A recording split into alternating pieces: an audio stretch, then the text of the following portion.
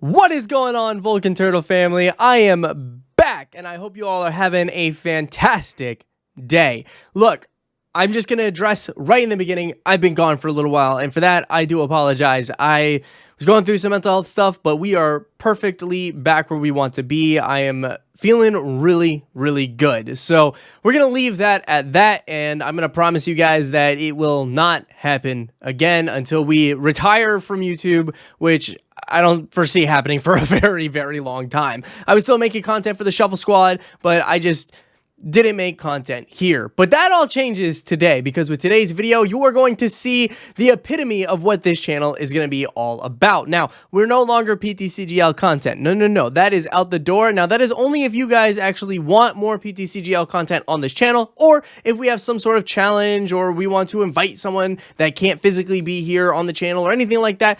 PTCGL is still very much an option for us, but what you're going to see is going to be the standard of what I want this channel to be, and I really do hope you guys enjoy it, because I've been putting a lot of work into where I want this channel to go. So much so that my studio's a mess. I'm redoing everything. I bought new lights. I even bought a new camera, because this is actually very much needed for what this channel is all about. So I hope you guys can kind of figure out what a GoPro would be used for in this type of content before you see the actual videos. So what are we going to be talking about today? Well, today, I'm sure you saw the title, is all about Roaring Moon. And not only just Roaring Moon, but the best way to play Roaring Moon. In fact, it might be the only way to play Roaring Moon. So I'm going to go ahead and end my little intro here like this, because I'm not 100% sure how I'm going to be doing this part yet for future videos. But if you guys like these like face-to-faces, that's fine. Again, I am restructuring this whole thing from the ground up, and it's going to be your guys' comments and your guys' feedback that's going to help drive this channel to its success. So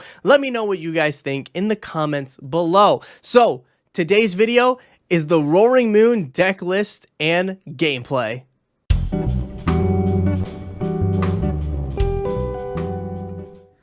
Alright guys, so here is Roaring Moon. Now if you've been following any of the regional events, any like locals or stuff like that, you probably have seen Roaring Moon once, twice, 3 times, 4. Who knows how many times you've actually seen it. But this deck is popping off, and it is extremely good. It is one of my favorite decks to play in the format right now, and this is the deck that we're going to be playing at locals to show how good it is. So let's get into it. I want to show you my personal list, so that way you guys will know why I did certain counts or why I decided on certain things, so I can discuss them with you. So to start things off, we do have 4 copies of Roaring Moon. Now Roaring Moon itself is a very good Pokemon with Frenzy Gouging for 2 dark and a colorless. You got Frenzy Gouging, 2 dark for a colorless. Again, you got Calamity Storm. So you got 2 different attack options on Roaring Moon for the same energy cost, both wildly different effects. One just knocks out your opponent's Pokemon, which is actually sick, and the other one does 100 damage, but you can do 220 damage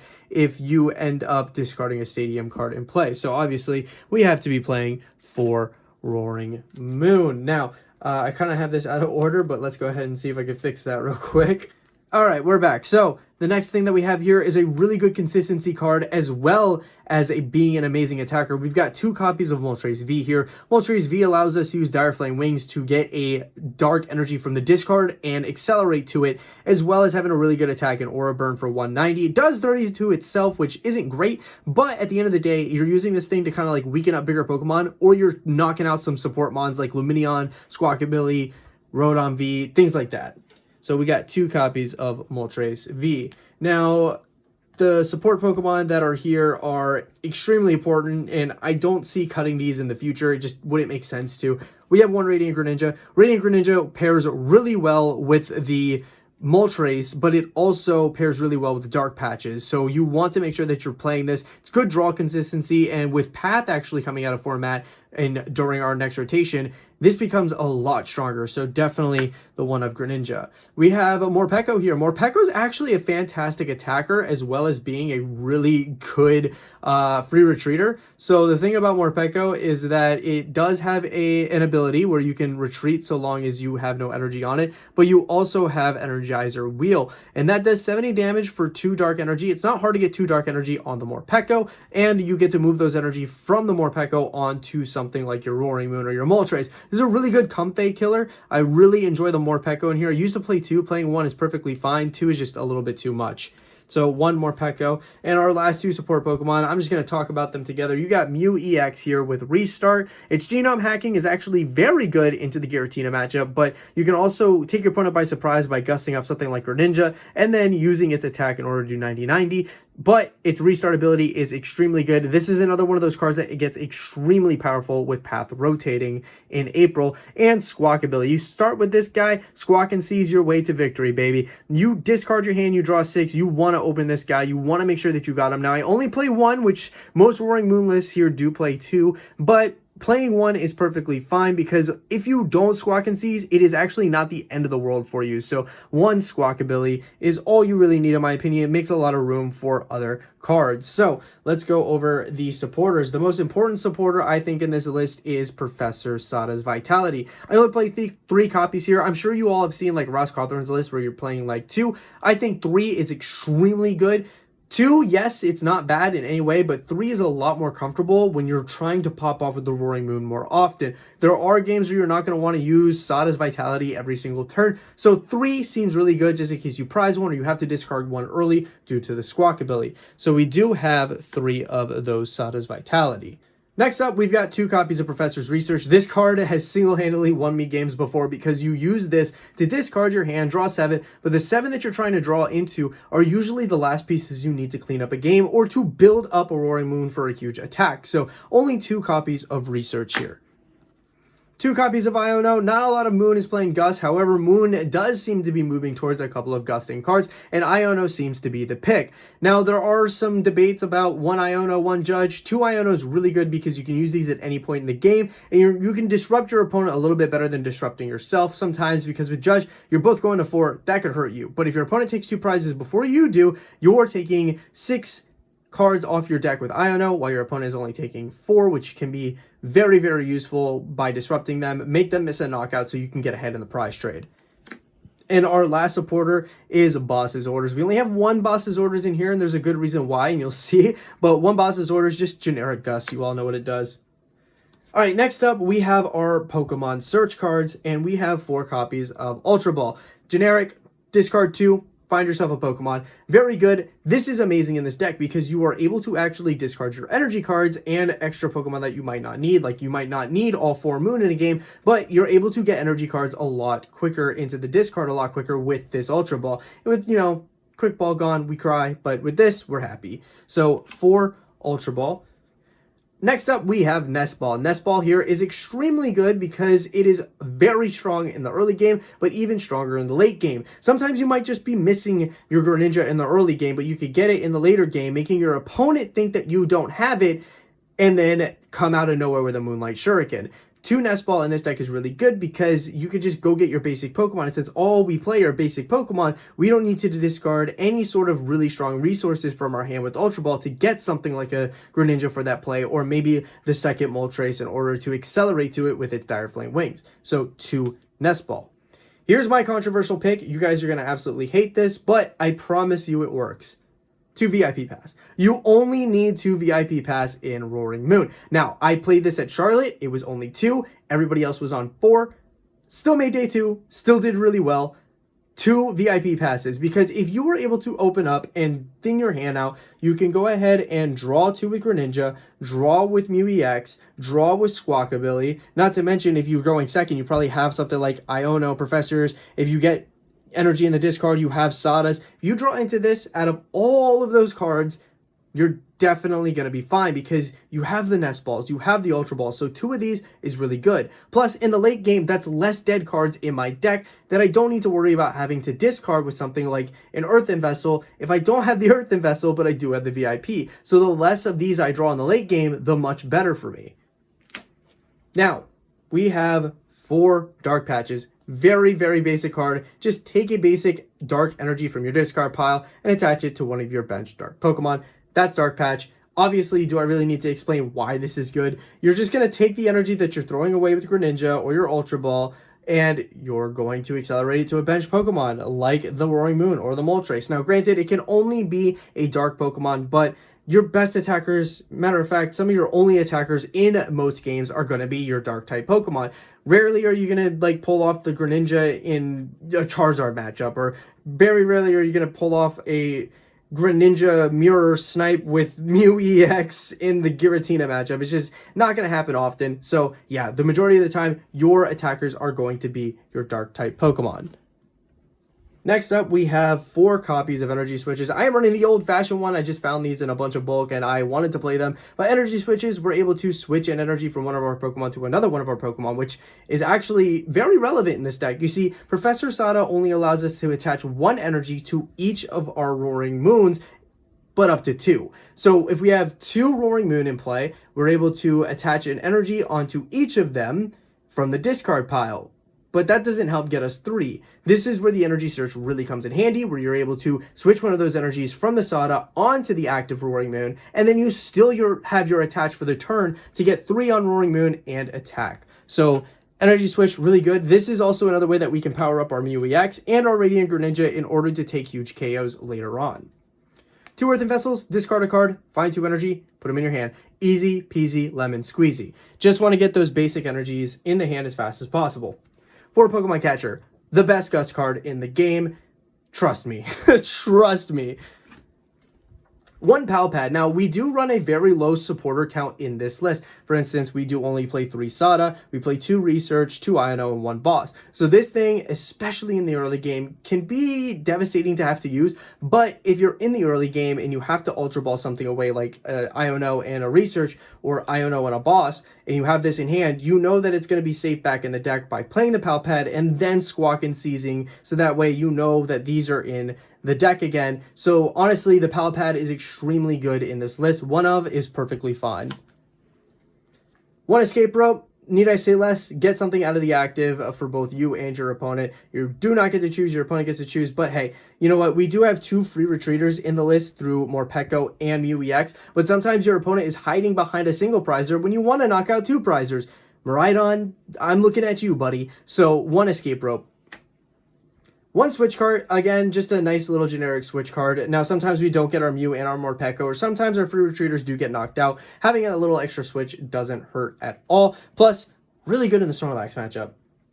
All right, so onto our Stadium cards here. We have 1 Town Store. This is really good because we do have a couple of tool cards in the list that can help us in certain matchups. We'll show those here in a little bit, but yes, 1 Town Store. 3 PokéStop. Most lists are playing 4. Most lists are playing none and just going for the Town Store. I'm playing both. Now, I used to play Collapse Stadium to get rid of the Squawk, but I feel like getting the Town Store is a lot better than just having, you know, the 4 PokéStop. This is a really good card. Now, you'll see the majority of our item cards the majority of our cards in our deck are pretty much item cards, and this is usually going to hit a few of them, and it does fairly well. Now, obviously, you're going to have problems where you're going to discard very important cards that you need, like the Sada or the Iono. Maybe you discard your last Roaring Moon if you don't have, like, the Nest Ball in hand. But the majority of the time, these do come in clutch. Here is one of the tool cards that we were talking about. Ancient Booster Energy Capsule. I love this card. This takes your Roaring Moon from 230 HP to 290, which is a way to actually survive Giratina V-Star. If it swings 280, you survive on 10, and you can still try and take a knockout on it by trading. Just knock out that Giratina V-Star, you knock out your Roaring Moon, but now you don't have a Pokemon with only 10 HP on the bench or in the active, waiting to be knocked out by Sableye, just so it can spread more damage around later on. But this also is really good on Roaring Moon in the Charizard matchup because you have the extra HP. If they don't have the resources to knock this off with something like a Lost Vacuum, then their baby Charmanders aren't actually going to be able to get a KO. Plus, the bigger the moon, the stronger it is, period. 1 Forest Seal Stone. This is kind of a hard pick for me on why I'm only playing 1. You 100% can play 2. I just wouldn't know what to cut personally. So if you know what I should cut to add a second Forest Seal Stone, let me know in the comments below. But yes, this goes on your Moltres. Find whatever you want. It's a good card. Play it. And lastly, we have 7 Dark Energy and 3 Water Energy. This is to facilitate us being able to use our Radiant Greninja, and this is just so that way we can smack big things really, really hard. I'm going to reorganize this so you guys can see it in full, and then we will get to the gameplay.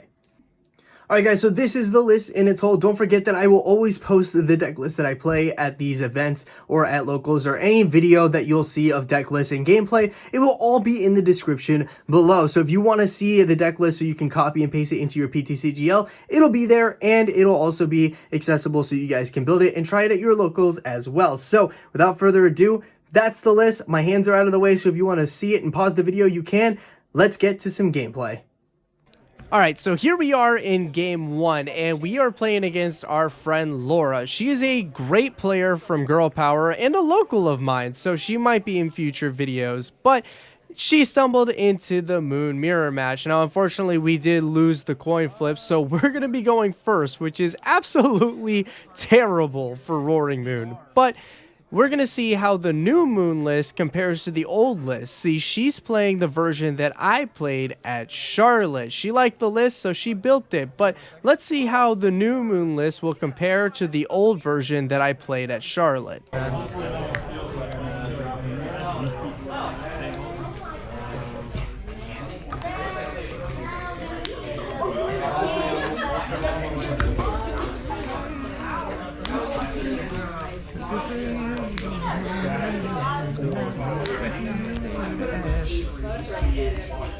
The worst part is, my starting hand is terrible. Is it? So bad. See if we can get any big brain plays with this deck. This is a matchup where big brain plays really come in handy. And I think we're pretty much playing the mirror, except I play collapsed in mine. I think that's like the only difference. I go 3 stop, 1 collapse. Squawk and Seas.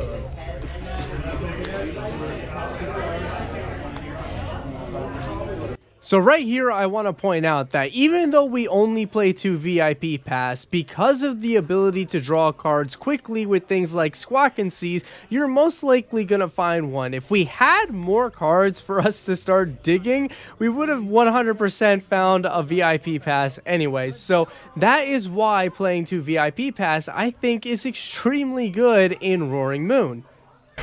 So now the question is, do I want to draw or do I want to preserve? I'm going to go ahead and Dire Flame Wings. Attach Retreat.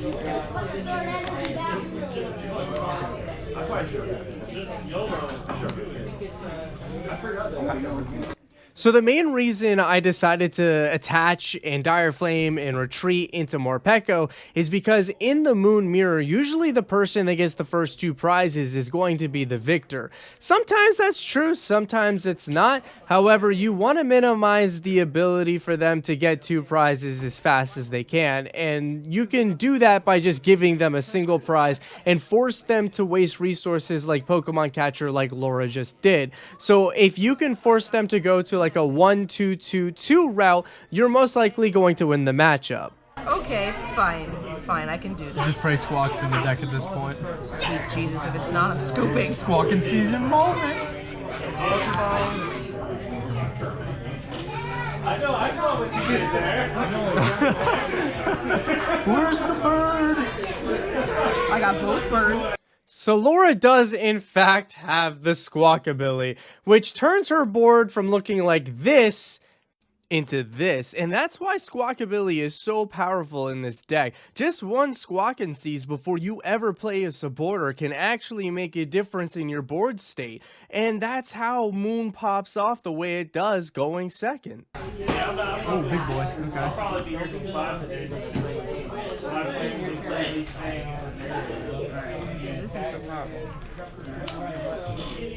Not having the resources to move things around. And Yeah. She hurts.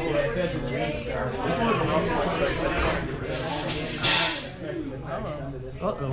Earthen Vessel the way of Moon? Yep. Because I hate myself. I'll be going back.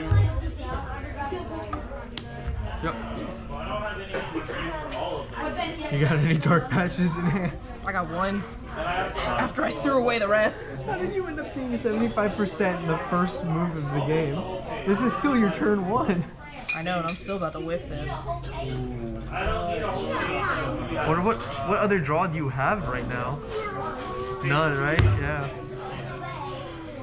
I mean, you can Dire Flame. Probably actually. Dire Flame energy switch attached. So I want to point out the reason why I'm saying Dire Flame wings attach energy switch. It's because even though Laura has 0 ways to actually draw any more cards, in the Roaring Moon matchup, just because they might not be able to progress their hand state doesn't mean that their turn is over by any means. It can still sneak out a very powerful attack if you're not paying attention. No, it's quite literally, I'm about to tell you, I've been hitting so many turn 1 attacks. PokéStop? Good, man. How you doing? Fortune favors the bold! Meanwhile, I had to trash 75% of them.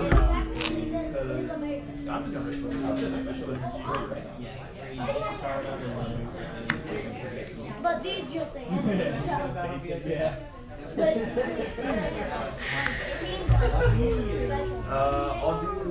So right here I'm doing something extremely important that all players should actually do when they're wanting to play the Pokemon TCG at a more competitive level. And that is figuring out how many cards are in the deck. If you know what your route needs to be, like in this instance, I want to go 2 prize, 2 prize, 2 prize, I need to make sure I have all my gusting options in check.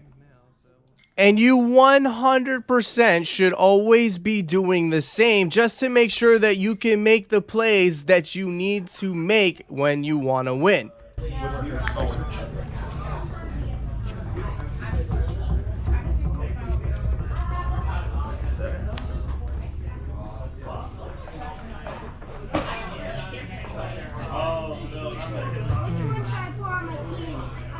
Yeah, it's like the slowest start for it. Well, ain't that something? Whatever it is, I like it. Or not. You have 1 card in hand? Yep. Nice. Sometimes the main thing to do in a Roaring Moon matchup is to not be as aggressive as you think you need to be. We'll see if it pays off.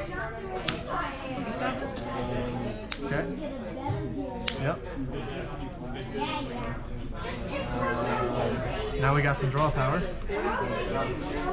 Only if we have energy in the deck.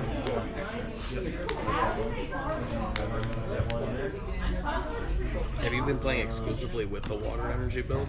Earthen Vessel Switch Cart. Because it's so good in this matchup. Watch, once I pop off this ninja, she's not going to be able to do anything except use her Moltres. Which is a terrible situation to be in. True.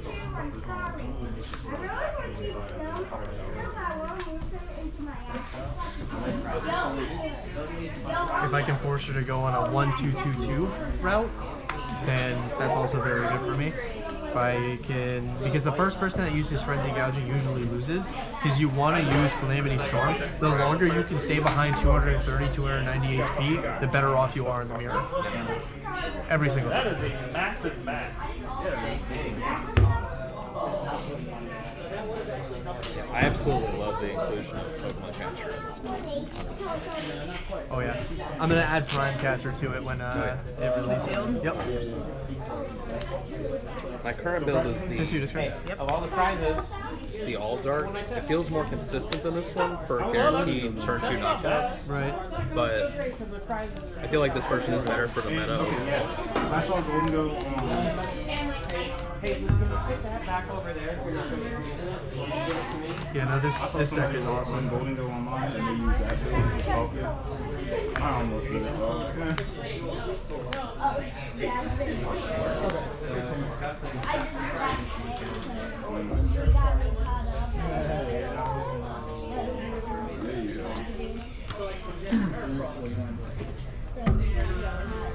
You know, it'd be really nice. An energy switch. I have yet to see a single one. You play 4, right? Yes. I've got a plan in my head right now. Ooh, let's see it. Heads, what do you want? Moltres?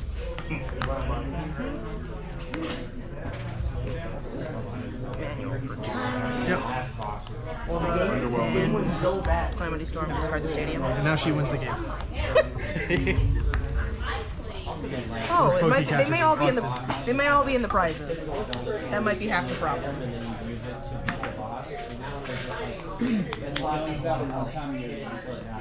Iono? Valid choice. I need to do something. You good? Yeah, you're good. I don't care. It is a lot. Can you set your iPad flat and then put your case on top? Put your Switch case on top. Did you get the good stuff? I sure did. See the cards?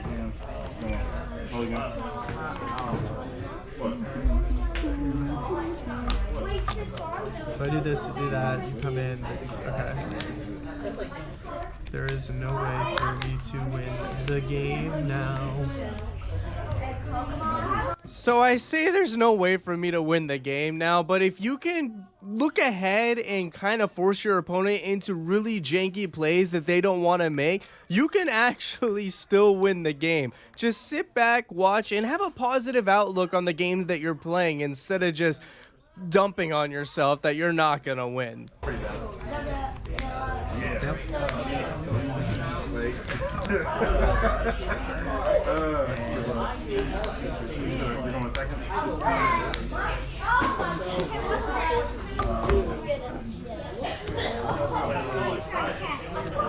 You start to draw one.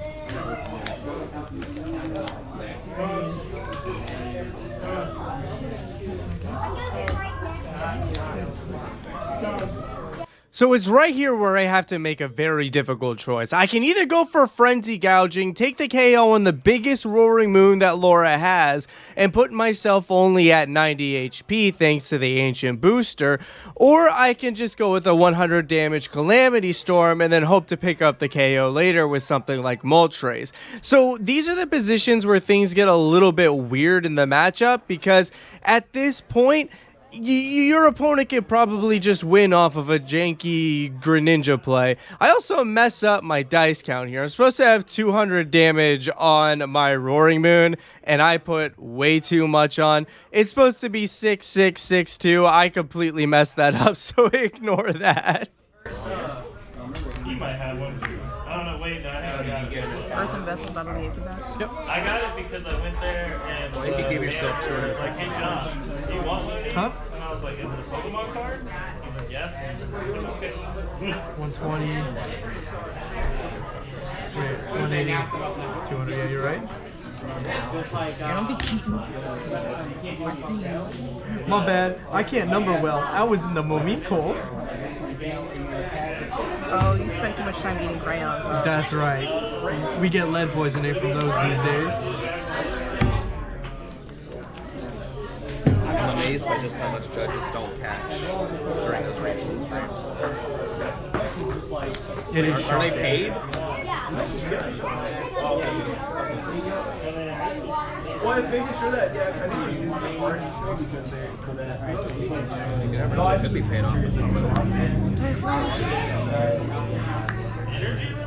Okay, this is exactly the route I thought was going to happen. Perfect. So we do this, this, this. There's a few things that are bothering me.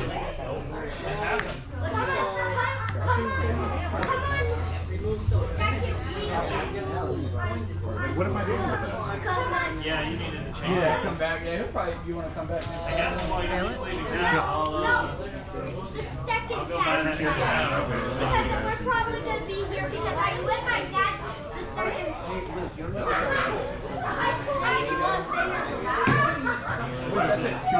I need a lot here to pull this off. I need a You and me lot. both. What time is this? But if I can pull it off, I think I'm going to just be okay. Yeah. Double research, love to see it.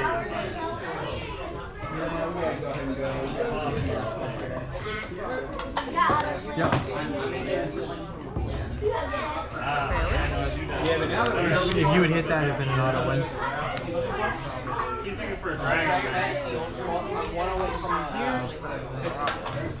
I do need that.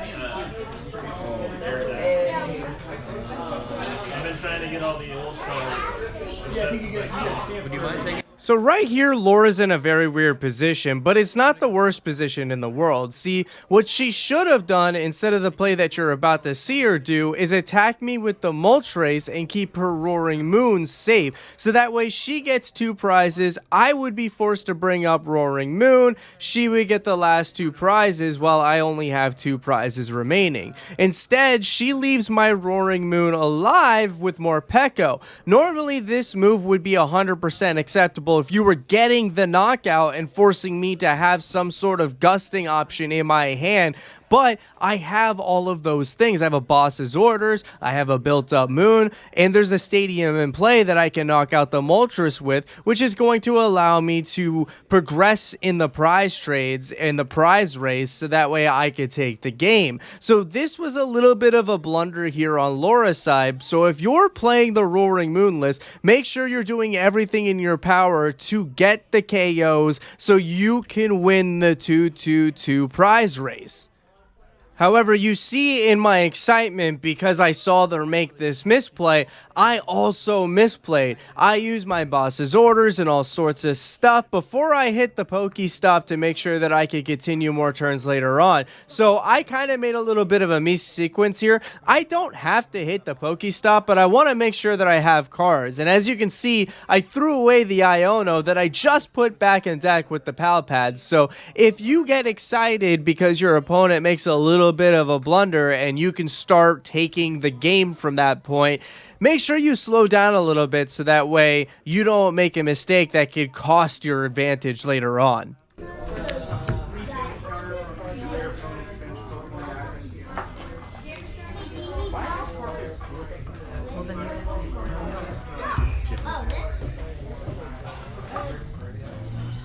This is also in there, sideways. You run 3 Sada, don't you? I run 3 Sada. I'm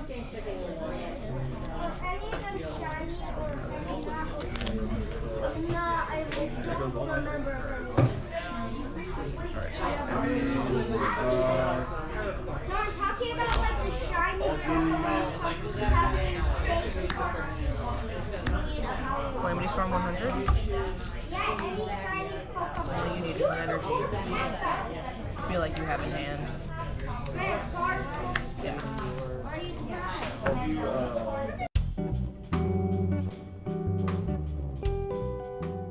Alright, so here we go into our last game of the video. We're still playing against our friend Laura, but I really wanted to showcase how strong Roaring Moon can be if you win the coin flip like we did. Choosing to go second in this specific matchup is extremely good if you could pop off and take KOs super quickly. So sit back, relax, watch us play. I'll butt in when I need to.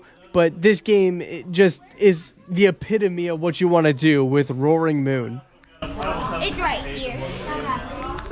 Okay, that's a... When did... When the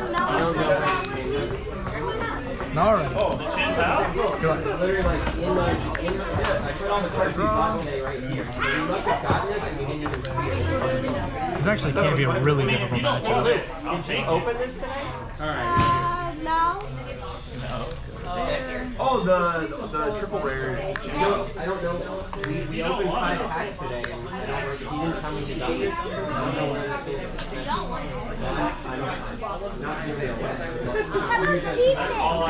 It's a free reward. We do So Earthen Vessel for the stack. I actually don't get it now. But I don't think I have it.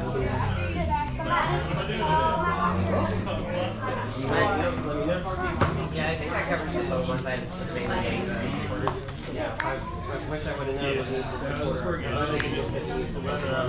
The Lux Ray, we have technology in this deck. The technology. We have the technology.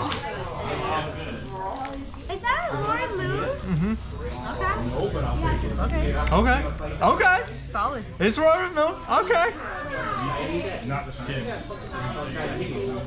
I just want to give a shout out to that little kid. He was talking to us all game because Roaring Moon just happens to be one of his favorite Pokemon. So he's going to probably talk a little bit in this matchup, but don't let that distract you from just the power Roaring Moon has. One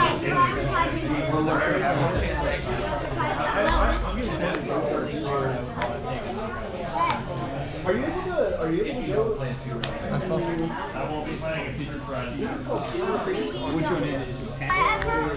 That was playground. They got $100 card, Yeah, I mean, that's a lot of my decks. Some of their gold cards. well, I tell them, usually when they hit me up with stuff, it's because I'm usually kind of busy buying things, and so then they're like, well, here, take this, or here's a discount of this. And I'm like, I'm gonna conceal cards.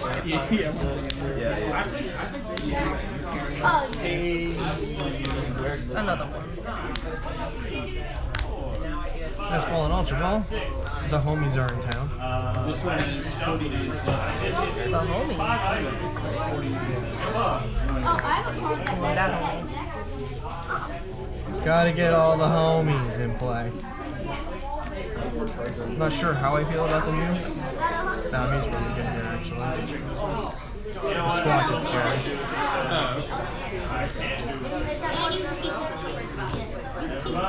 My boy's hungry. Luxray says, I'm starving. Dude, my rotom didn't even show up. Restart for me. Squawk and cease. You need like something. And he goes, he'll probably be here Friday or Saturday. It might be in the mail, it might be in the mail right now.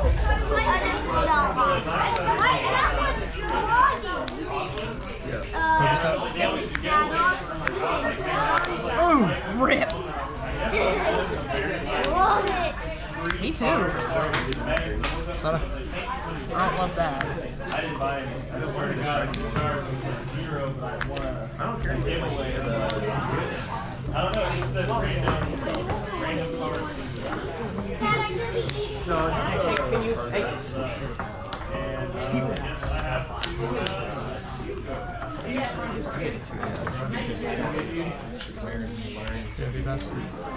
yeah, the reason why I wanted to do this, What? Sure doesn't feel like I only play 2 of those in this deck. yeah, see? I'm gonna throw this guy. Someone girl power was like, my only 2, and I'm like, I don't. It just works. It does. You draw so many cards that you're gonna hit it. That's like 0.0000. And if not, you can Earthen Vessel it away later, and it's not a clunky card because you're already. Score. My finger. Yeah, it's yeah, and then in the late game, it's like whatever. I can use this for fodder on Ultra Ball or Earthen Vessels and all that stuff. Iron Hands. Yep. 10. Yeah, like it's just fodder later if you don't hit it. It's honestly like the 2 is not a big deal. Anybody that says it does, it is, has never played Moon. Pretty much.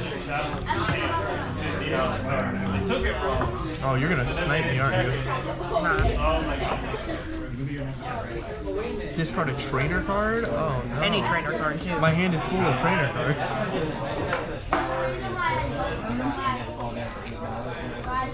The funny thing is that I feel like whichever one you choose, like this is actually going to be a hard choice for you if you do Fang Snipe me. That's half of the battle.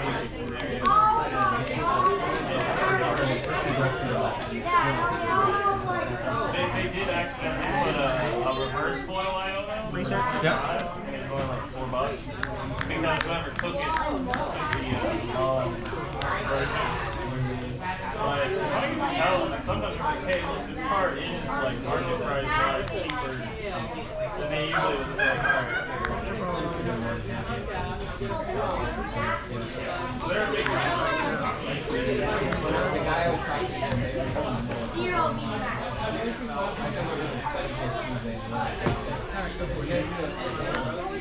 was about to say, gotta get that flaffy.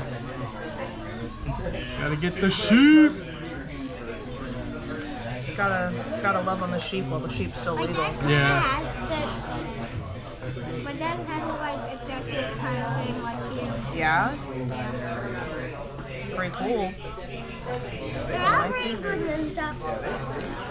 Yeah, it's Radiant Greninja. Not just any. It's not just any old Greninja. Radiant Greninja is supposed to be shiny. Yes, he is. Generator? No. Look at that. The top card that I put up there was a. Are you kidding me? I need to cut better. It's a skill issue, honestly. Skill issue indeed.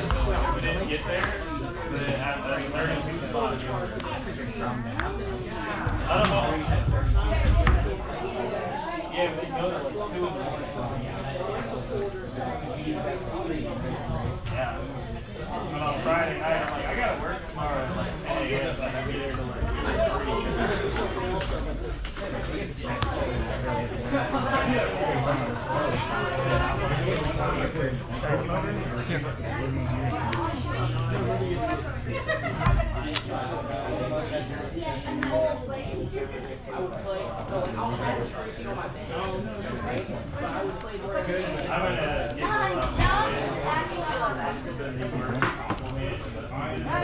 And I'll arm press 140.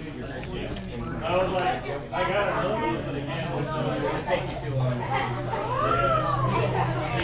I hope you guys are paying attention a lot better than I was in this game, because Laura did make one little accident during this. Now, at a major tournament, this would actually be kind of a big deal, but we're just playing at locals for fun. Doesn't really matter. So let me know in the comments, what did we forget on Laura's turn? She did this action and then she attacked. So let me know in the comments. We make this work, I think. We make this work. If anyone will, it's you. I think I had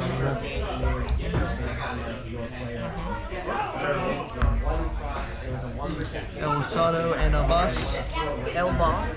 El Boss. El Jefe. El Jefe. I remember I was like, I didn't think you guys, we never thought you guys existed. Not going back And then I actually found it in the river, and I went to school and told all my friends. I was like, so you're telling me if you're on the right spot, you know, very small route. I think it's on the way to Fortune City or whatever, right? It's like in between like that.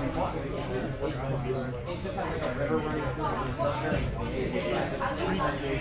There's probably like, we'll say there's 50 squares of water. There's 4 of them kind of stay more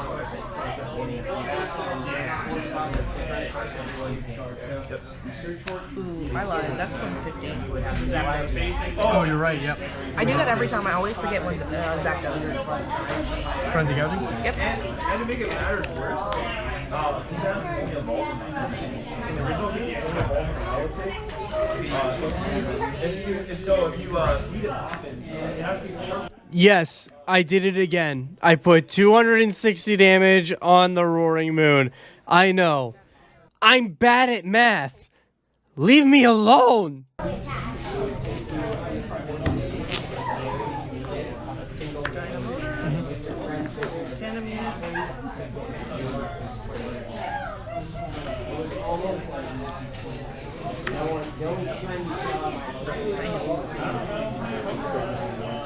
What do you have, 90 left? Yeah, 90.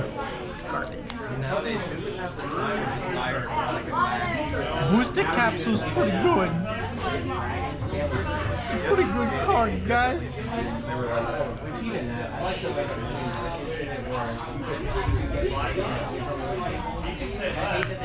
Half? Okay. And I will dynamic spark. Discard 2. KO.